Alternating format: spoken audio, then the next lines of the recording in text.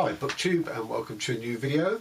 It's been a while since I've actually reviewed any books because I've had a sort of not great reading month of September so far, and it sort of typifies this year. I've read some really excellent 5-star books, but the difference from last year is there have been very few sort of next level down, you know, good solid reads, worthwhile reads. I've had a lot of books that have made me just go meh and kind of not regret reading them, because I never regret reading, but just think, well, that was a pointless exercise. And I've had, you know, a few more of those this week. Well, not this week, sorry, in September. So Thomas Pynchon, Inherent Vice. Stefan Zweig, Chess. John Barth, coming soon. And Playing Possum, Kevin Davey, which is an exception. This was a better read. So those are the 4 books I'm going to talk about. I have to go into work today, sadly, so I've got to commute to and from home. So I will finish this 5th book, No Bones, by Anna Burns, which will make it the 5th book, but I'll be coming back to record that this evening. Okay, so let's start with the Pynchon. So when I think Thomas Pynchon, I think postmodernism, I think The Crying of Lot 49, Gravity's Rainbow, etc. I haven't read Pynchon in a long time. I bought this mainly because I thought it might have something to do with an idea I've been working on. But what do we get? We get an absolutely straight noir style transported to the 1960s California of surf, rock and roll, hippies, and particularly drugs. Now, I never know when authors, you know, contemporary authors, this was published in 2012, choose to do noir. Is it homage or is it pastiche? And whichever it is, what's the point? You know, noir was done by its masters, and you don't need to, you know, why do we need to sort of reinvent the wheel on that? And I couldn't tell, you know, what Pynchon's... There's no postmodernism in here as far as I could tell at all. I just didn't see the point of this book. So the first thing to say is that you're inside the head of a private eye called Doc Sportello. And he goes round from place to place in Los Angeles and person to person on a case. But you never know what he's thinking in terms of why has he gone to see this person, what does he expect, and having had the dialogue, what gem of information is he gleaned? You're not given any of that. It's as if we're made the detective and we got to figure it out. But then the other side of that is I think, well, no, this isn't about any of that at all. This is a junkie, not a junkie, sorry. This is a stoner, just sort of ambling and meandering in a stone state, sharing spliff or sharing whatever with each person that he ends up talking to.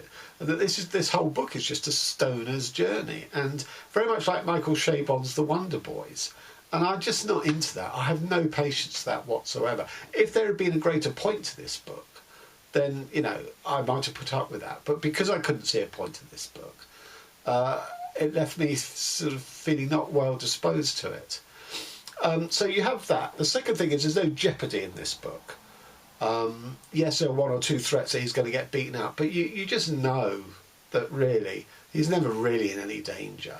And the baddies in the book, the people whose trail he's on, which are sort of very diverse and diffuse. It's so diffuse, you can't see any threat, you know, coming to him because you don't know who it's going to come from. So, you know, that was quite unsatisfactory. It is well written, it's witty. There's a little bit sort of nodding in the direction of the future of Ronald Reagan, which is very much, I feel, the whole sort of Reaganism was a reaction to the failure of the hippie era. In that, because, you know, hippies, it was, you know, sort of hippies and the counterculture versus the straight world. And the hippies and the counterculture never really tried to convert the straight world. They were happy with their sort of oppositional, confrontational stance to it, and the backlash of that sort of ushered in Reagan. So there is a little bit of that. The title Inherent Vice, you finally realise, you know, what that means, having never been referred to. You get that in the last 10 pages. You get a ridiculous Deus Ex Machina to resolve the threat. Obviously I can't go into that for spoiler detail. But I hate Deus Ex Machina. It's just bad writing, even if here I think it's meant as a a gag or you know, or something. So just all the way through, I was uninvolved in this book. Couldn't see the point of it. Again, you know, I've just watched the Tarantino movie Once Upon a Time in Hollywood, and that's, you know, that's very much set in this world.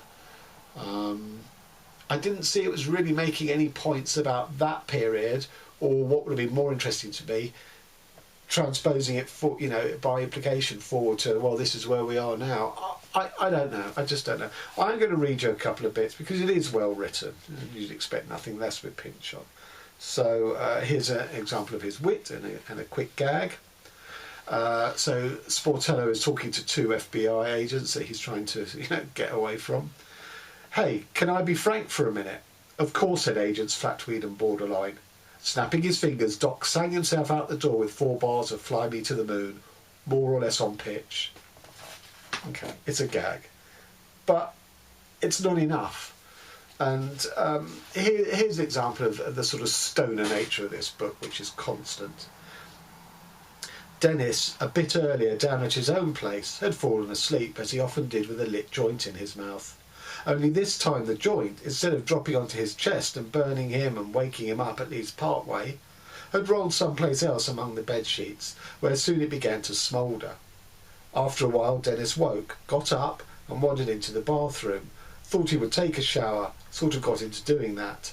At some point the bed burst into flame, burning eventually up through the ceiling, directly above which is his neighbour Chico's waterbed, luckily for Chico without him on it, which, being plastic, melted from the heat, releasing nearly a ton of water through the hole that had by now burned into the ceiling, putting out the fire in Dennis's bedroom while turning the floor into a sort of wading pool. Dennis came drifting back from the bathroom, and not able right away to account for what he found, plus getting the fire department, who had now arrived, confused with the police, went running down the alley to Scott Oof's beach place. You know, all very well and good, but not in and of itself enough. And again, just as an example of sort of stoner, you know, there's a bunch of them desperate for some weed, haven't really got any money, so they consult a Ouija board where they might find someone they can rip off. Stefan Schweig, Chess. So this is my second Schweig novel. I read Confusion and loved it, gave it 5 stars, and bought a couple more, of which this is the second one I've read. And basically a chess grandmaster in the, I guess the sort of late 30s, he boards a ship and is spotted by somebody who recognises him, who sort of wants to challenge him to a chess game, but is too scared really, so manages to sort of co-opt someone else to play chess. The chess master beats him. The other guy demands a rematch, and someone sort of is in the crowd that gathers around them, sort of starts advising a group of people who are playing the chess match against the grandmaster, and these are sort of ingenious moves. And then the story turns to, you know, who is this guy, why does he know so much about chess? And he tells his backstory, where he says, "Oh, I didn't mean to get involved, I sort of banned myself from playing chess, this is why." So it turns out that he was Austrian. He worked for both the sort of the monasteries and the royal court for sort of handing them money. And when the Nazis move into Austria, they interrogate him because they want to get their hands on the money. But they interrogate him in a very civilised manner, not like your usual Gestapo thuggery. They do it psychologically, so they don't lay a finger on him, but they, you know, he's in a sort of isolation and effectively sensory deprivation. There's nothing in his room when he's not being interrogated. They want to break him down to, you know, to give him the information. And he's sort of slowly going mad. And one day he's marched off to the interrogation, he's made to wait in the waiting room, he sees coats on the coat stand, and he sees there's this sort of shape in a pocket of one of the coats. And he sort of manages to sort of put his hand inside and realise it's a book as he thought it would be, and this is going to provide him some sort of mental stimulation and save him from going around the bed in isolation. Doesn't dare look at the book until he's back in the safety of his room. When he's there, he gets the book out, and it turns out it's a book on chess, on lots of different games that actually happened. So he starts memorising these and sort of playing them out in his head. But after a month, he sort of memorised them all back to front, played them all back to front, and he needs something else. So he then decides he's going to start playing chess against himself. He's going to be both black and white. He has no chessboard. This is all inside his head. So he does this, and obviously he knows what his opponent's next move is, and he tries to sort of stymie it, and he's sort of basically going sort of schizoid. And he sort of so reaches sort of close to madness that he realises what the problem is, and sort of shuts off chess, will never play again, etc., etc., etc. And that's the book. So the first thing to say is I don't know what it's trying to say, what it's a metaphor of. The second thing to say is I didn't really believe the chess world champion, grandmaster, because he was an orphan boy who from a village, real hayseed, had no sort of oomph about him, is basically taken in by the local priest. The priest is a chess player, discovers that the boy has this great gift for chess. That's fine, that's credible, but my knowledge of chess is that, apart from the sort of mathematical skill and the ability to play so many moves ahead in your head, which I can credit that this boy has a penchant for, what I couldn't credit is the psychological strength, because you have to be so strong in chess. It really is like boxing without laying a glove on your opponent. It's like you're trying to sort of get inside their head, make them make a mistake, you're trying to get to telegraph what moves they're going to make, etc., etc. So it's all about mental strength. And this boy didn't seem to have the character for that. So he was, other than being sort of quite dense and therefore maybe impenetrable by his opponents. But that wasn't convincing to me. But the biggest problem I had with this book was, for me, the interesting bit was never delved into. There's a Nazi interrogator. Oh, by the way, I didn't believe that the interrogation would be hands-off. Yes, it might start off like that. They'd be civilised interrogators. But, these are Nazis. These are Gestapo men. I'm sorry. They would have lost their patience and gone in with the violence. But we'll leave that out. The interesting thing that was never picked up on is these are Nazi Gestapo interrogators. One of them has a book of chess problems or chess games in his pocket. What does that say about him? What does that say about the Nazis? There were certain refined, they weren't all sort of thugs and street fighters. You had Albert Speer, for example. What does that say about that, that Nazi? And it would have been, for me, much more interesting to have delved into his character. But anyway, you can't criticise a book for not being something it never set out to be. But I was disappointed in this, so I gave this 3 stars. Oh, sorry, by the way, I gave that 3 stars as well. I gave this 3 stars.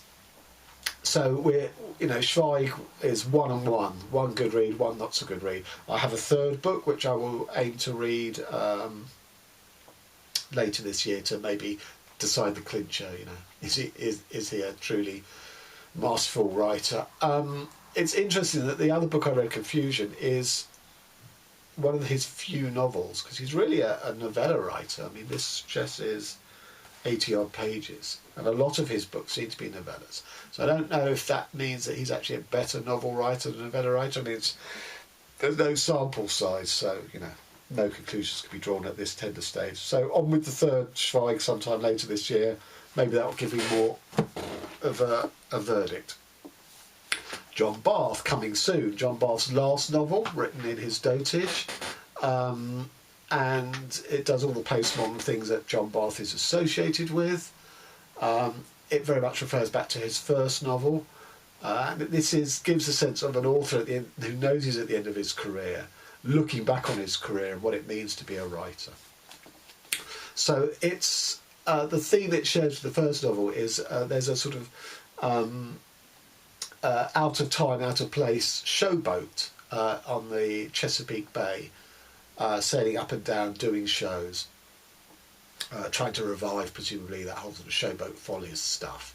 And there's lots of reference to the original film or musical, forgive me, I'm not that well up on it, called Showboat, which is written by a woman So based on a novel written by a woman. So there's a lot of sort of backwards and forwards between the past of that, Barth's first novel, which I haven't read, and this sort of, you know, contemporary, you know, year 2K sort of setting for it. Second, coming soon is a sort of the great revival of the showboat, but also, of course, the year 2K potential meltdown of the earth. And at the heart of this, and its best bits, are two novelists.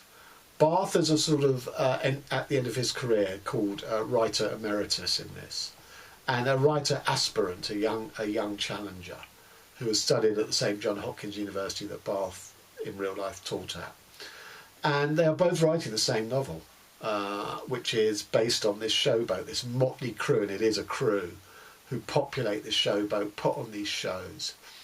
And obviously the writer emeritus is treated differently in his own book than he is in the writer aspirant's book, and the writer aspirant's book is treated differently in writer emeritus's version. And there's a lot of competition, and you know, there's a woman involved, and you know, the writer emeritus keeps getting sucked back into it when he keeps saying he doesn't want anything to do with it. And you know, it is interesting, you know, trying to figure out exactly what level of reality the writer, what knowledge the writer has in this book, and you know, is this book the book that he is writing? And yet there's another version of the book, which is this book. So there are some interesting things that sort of keep you slightly off balance, trying to figure out what, you know, what level of reality and fiction this is operating at.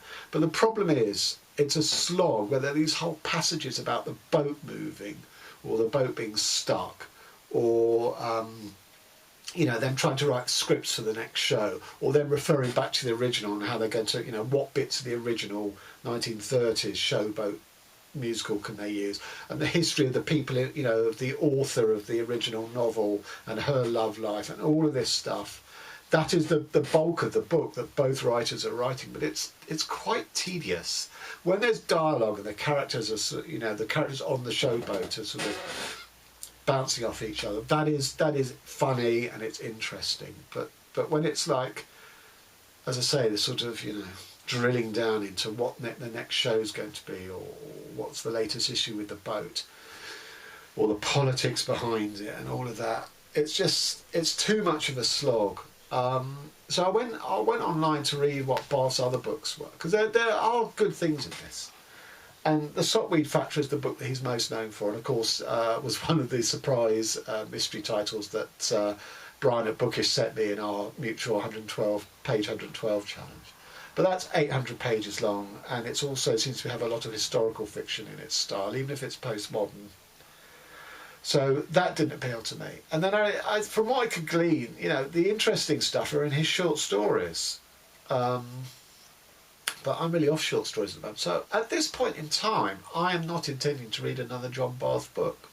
So this is, again, 3 stars out of 5.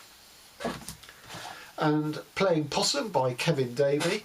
Now this was a 5-star read. This is a good book. It's 1922 T.S. Eliot, and it goes on a flight of fancy that he ends up murdering his wife, and then is on the run to a place he knows in Kent to sort of hide out. But it is also that T.S. Eliot survived into the contemporary times, and a man is on his track, you know, trying to prove that Eliot killed his wife.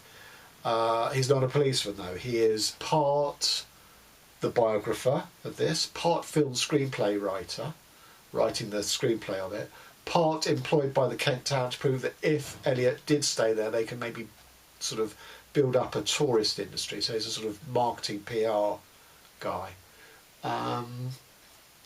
And it veers between the two times, between 1922 and the contemporary time here.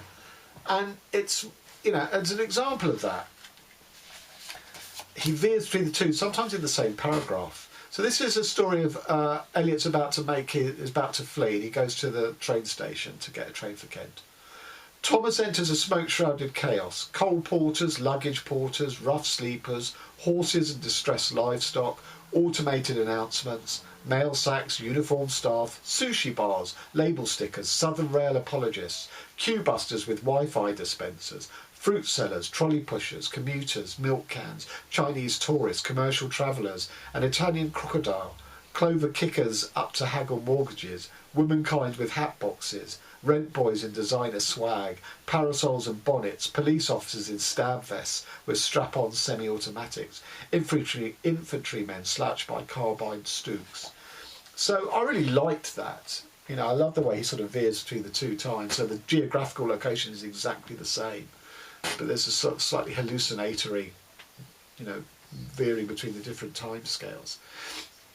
The writing in the beginning of the book is really, really strong, and that's where there's sort of the back and forth repartee between the husband and between Elliot and his wife, and that was really well written.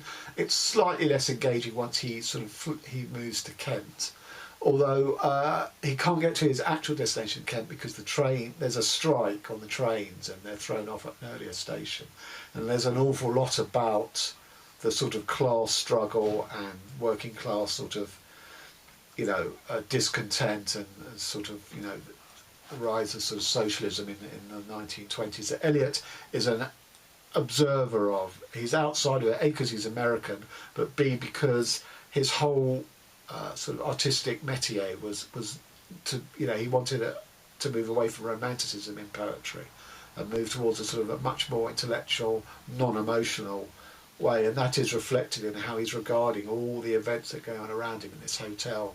You know, the bosses who live in the hotel or own the hotel versus the people outside who are sort of, you know, whipping up the crowd. This is published by ARG Press, who are committed to sort of books that are politically tinged, fiction that's politically tinged. And as I say, I really enjoyed it. I'm not sure what I made of it. You know, there's obviously lots of stuff going on here that you know, referencing the Wasteland, which I'm quite familiar with. You know, I've done my own 2.0 version of the Wasteland. So there is lots of intertextuality with that. But there's also, I think what really interested me was all art is brought into this. So he talks, Eliot talks about the painters Otto Dix and René Magritte. And these are real paintings where the author has woven them into the story that, you know, somehow they are visual clues as to the scene that no one was witness to except Eliot himself in this book. And that, you know, Dix painted this because he says that Dix is Eliot's mate and that Dix is responsible, sort of Mr. Wolf in Pulp Fiction style, for cleaning up the mess, you know, for making it all go away, which obviously didn't happen. Now, whether Eliot was Dix's friend or not, I don't know. And Magritte also was supposed to have painted a painting referenced in here that, you know, it shows the murder scene, or, you know, etc., etc. But in symbolic language, there's a lot about symbolic language, symbolic representations, and, you know, this is 1922. This is still the era of the silent movie, that Eliot and his wife went to the movies and they saw a Chaplin, so Chaplin is referenced in here as well. But I think the interesting stuff, the fact that all art is brought in, is that this is pointing towards the talkie movies, you know, the modern movies, and that moves us to, you know, to the modern age and the modern age bits in this. And of course, that passage I read out in the train station was quite visual, quite movie-like, almost a montage. So I really enjoyed this. As I say, I'm not quite sure in reflection exactly what it's all about, but as a read, the writing, the concepts, the ideas that sort of sparky around, I did really enjoy this. So I did give this 5 stars.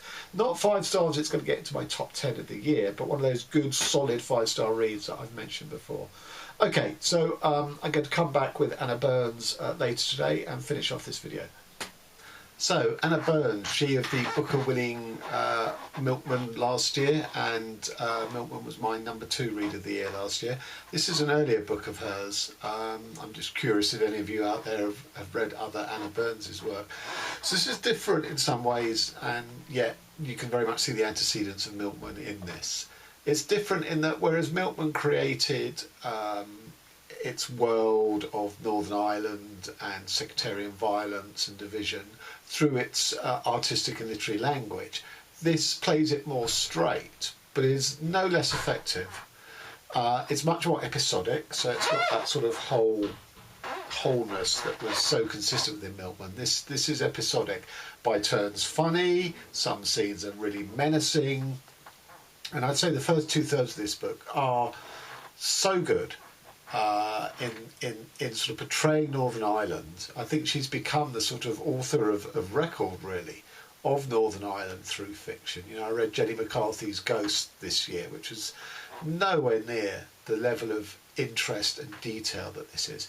So, for example, there's a really menacing scene about the Shankill Butchers. Now, if you don't know who the Shankill Butchers they were a loyalist, that is, you know, loyal to the UK, Protestant paramilitary unit, who went out late at night scouting for innocent Catholics who they would kidnap, take back and butcher them.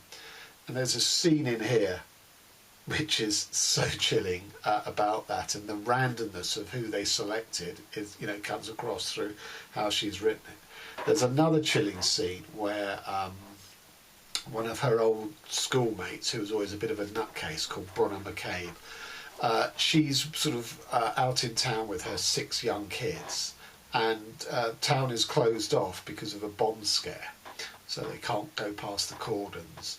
And she spots an old school friend, not the main character in here, but she spots an old school friend. So they, you know, she says, "Come for a drink, come for a drink." So she drags her into a pub and gradually gets her drunk. And all these kids are sort of flying about everywhere, here, there, and everywhere.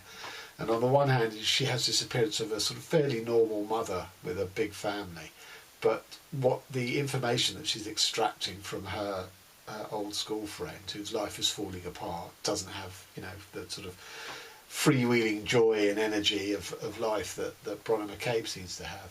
The information extracted from her is really chilling. So I just think when it's talking about Northern Ireland and the situation there, this book is absolutely superb. And as I say, you can see the antecedents of Milkman in it.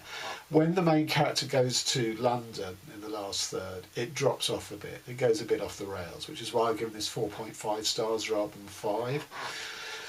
And, you know, the character sort of has sort of a mental breakdown episode, and that is not convincingly done here. One of the other characters also has a mental breakdown because of what he witnessed as a child. Again, it's not, you know, it's a sort of schizophrenic portrayal of voices and stuff. It's not done well, and I think that is a weakness in the writing. But when she plays it more straight, rather than getting to the more hallucinatory, when she portrays the hallucinatory aspects of life, but by reporting it straight, it's much more effective than when she's trying to use her imagination to get inside the mind of a schizophrenic and sort of hallucinatory writing as hallucinations. You know, that's less successful. And just to give you an idea of the world of this book. So what's so ingenious is how she sort of creates the sense of a whole community, a whole culture, how it is affected by the division, by the sectarianism. And yet the individuals, you know, they are traumatised. But the question she poses, I think, is, are they traumatised just by the normal sort of family life that they have, with this extra thing of the violence outside, which sort of turns everything up to 11? Or is it only the trauma of what's going on outside that you know, that traumatises them? So to give you an example, so the main character has got in a car with a boy who's sort of, you know, she quite fancies, and he's a bit of a head case, and he's in one of the paramilitaries. Stupid females, Janto was saying. I mean, they're totally starting to think there's something. He tooted at some pigeons, perhaps female, sitting on the wall of the Clifton Street graveyard. They ignored him and went on sitting. He muttered bastards at them, and then fucking bastards at a British Army patrol that was passing, and then fucking SS bastards as an RUC, which is the police, Land Rover, also drove by. Finally, he cast an enraged, wordless glare at a big green bush that had spread itself out just at the side and a bit up in front of them. It appeared to be an innocent bush doing absolutely nothing, but this here was Belfast, so you can never be sure. Some bushes were indeed real and just grew and obeyed nature. Others were military intelligence and took pictures. It was hard to see what this particular bush was up to, for the car was going fast, and besides, when it came down to it, who gave a damn about those things anyway? So in that one paragraph, first of all you get the humour of it, the stuff about the bush. But also it's, you know, he starts off, basically he's a misogynist, he doesn't like women. And that has prompted his ire and his anger. But then there are these symbols outside the car windscreen of the military occupation.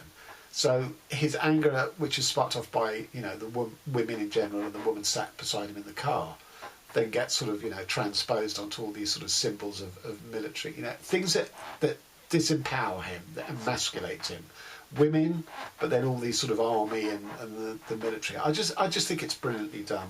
And again, this idea of the individual and the, you know, the individual trauma and the social trauma, and you know, which is at the heart of it. You know, the family is a very working class family. There's so much violence in it, but this is not sectarian violence of one community against the other. This is within the same family, within the same religion.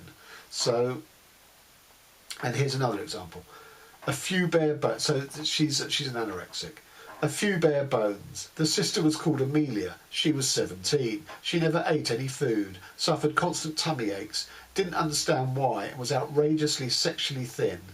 She came in the door with what arm-swinging vigour all 6-stone hunger strikers are very keen on, or at least while on one of their extraordinary highs. So here's a girl, teenage girl, who's anorexic. But it's compared ingeniously, I think, with the hunger strikers, you know, who were making a political act and an act for their community of denying food in prison. And as we know, several of them died through their hunger strikes. So she's anorexic, which echoes, or the mechanism is the same as the hunger strikers. But, you know, is her trauma political like the hunger strikers?